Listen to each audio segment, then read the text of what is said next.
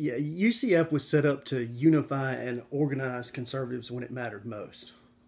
Much of what you've seen lately in the news about UCF is a result of the organizational work we've been doing over the previous 3 months. Of course, we have goals for where we want to be as an organization in the next 3 months, 6 months, and beyond.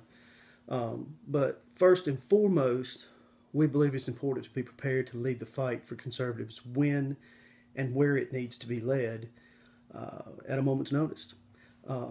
We want to be prepared to put forward the core tenets of decentralization, of local rule, of this individual liberty, and the proper role of government, to explain that through a balanced federalism and explain that when those opportunities present themselves. And we want to do all of that while maintaining a high moral tone. And what I mean by that is that we are all responsible for understanding and helping others understand that we're not here to solely about blind personal politics, but rather a means to positively affect the political conversation and as a result help see good policy enacted.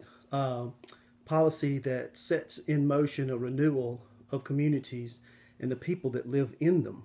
Not just another layer of overbearing government regulations and replacing one power-hungry politician with another that's gotten us nowhere. I think it's important to understand that UCF has seen success really quickly because we haven't really set in place any rules for other conservatives to follow in order to be a part of this movement. Rather, we've developed, and we're still developing, a framework where conservatives can creatively work together. And we take that mission of uniting conservatives very seriously. And we've shown over the past few weeks how well that works when it's put into action. So no, there was no real planned push over the past couple of weeks necessarily, but the push has been to plan to be prepared so that when the time comes, we would be able to hit the ground running. I think it's pretty obvious that's exactly what we've been able to accomplish over the past few weeks.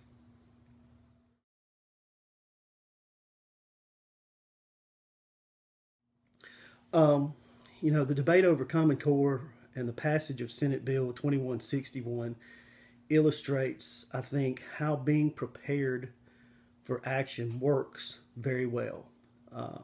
When the issue of SB 2161 came up, UCF was already very well organized and in touch with a broad base of conservatives across the state. SB 2161 was a bill, of course, as you know, that purported to end Common Core, but in fact was flawed legislation. It would have likely set the standards in place and made them nearly impossible to change them ever in the future. So that would further centralize authority, which is, of course, one of the tenets. Decentralization is one of the tenets we at UCF want to get away, want to implement. So, and centralization is what that bill actually did. So when that was passed, we were in a position to lead the charge to get the governor to veto that bill.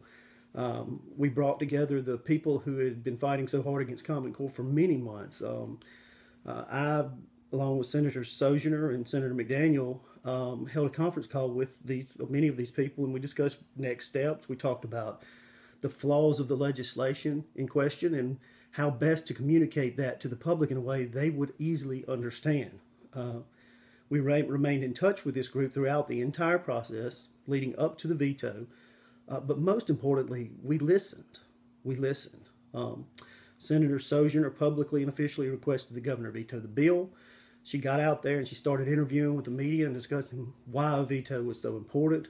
Senator McDaniel, for his part, was in contact with the governor's office throughout the month of April, helping them understand the position that we had taken. And the parents and the grandparents of the teachers, at the same time, were all pushing this United Conservatives Fund petition we set up to show Governor Bryant that the strength of support he would have to veto that bill should he decide to do so, and that's exactly what he did. So I think that the issue of Common Core and the ability to get rid of bad legislation like SB 2161 is a lesson in the possibilities that the United Conservatives Fund brings to political action in Mississippi. It's an example of promoting and sharing and listening to the concerns of conservatives and putting those concerns forward as a means to compel decisions, good decisions from government officials.